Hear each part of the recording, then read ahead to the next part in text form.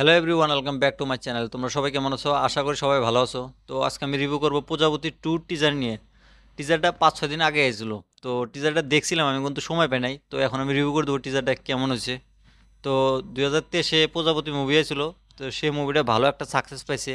মুভিটা খুবই ভালো হয়েছিল। তো সেই মুভিটার সিকুয়েল নিয়ে এসতেছে ডিরেক্টর অভিজিৎ সেন। তো এই টিজারটা কেমন লাগছে সেটা আমি বলবো।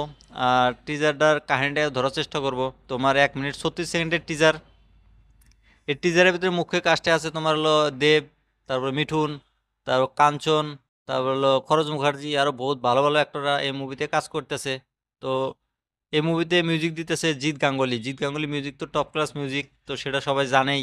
তো টিজারটা দেখলাম, যেটা বুঝলাম কাহিনীটা কীরকম হবে সেটাও বলবো। তো যারা যারা প্রজাপতি মুভিটা দেখছে, তো সেই মুভিটাই আর কি রানিং চলবো কাহিনীটা।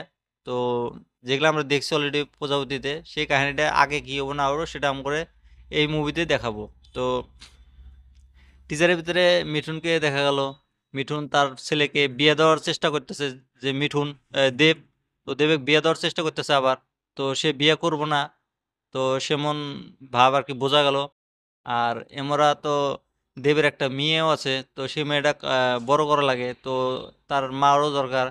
তো দেব বলে যে কত বাচ্চা কাচ্চা আছে যার পিসি মাসি গেছে, দাদা দিদা গেছে বড় হয়, তো আমার মেয়েকে আমিই বড় করব, তো বিয়ে করব না। তো এমনই আর কি বোঝা গেল। তো টিজারের ভিতরে কমেডিও দেখলাম, কমেডি কাঞ্চন করতেছে। তারপর ইমোশনাল সিনগুলো খুব সেই সুন্দর ইমোশনাল সিন। মিঠুনের অ্যাক্টিং তো টপ ক্লাস অ্যাক্টিং তার। দেব তো আছেই মোরা, দেবের যে লুক, তার লুকটা কিন্তু ভালো লাগছে। তো এবার বোধহয় তারা বাইরে থাকবো, তোমার কলকাতা ছাড়া অন্য জায়গায় থাকবো।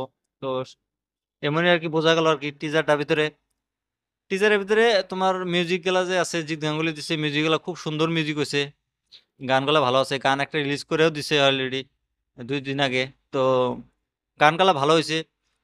বাকি মুভির কাহিনীটার উপরে কথা, মুভিটা চলবো না চলবো। তো বর্তমান কিন্তু দেব একটার পর একটা হিট মুভি দিতেইছে।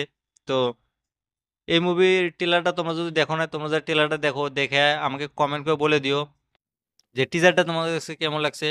আমার কাছে এই টিজারটা খুব ভালো লাগছে। আর এই রিভিউটা তোমাদের কাছে কেমন লাগছে আমাকে কমেন্ট করে বলে দিও। আর এরকম রিভিউ দেখার জন্য আমার এই চ্যানেলটা সাবস্ক্রাইব করে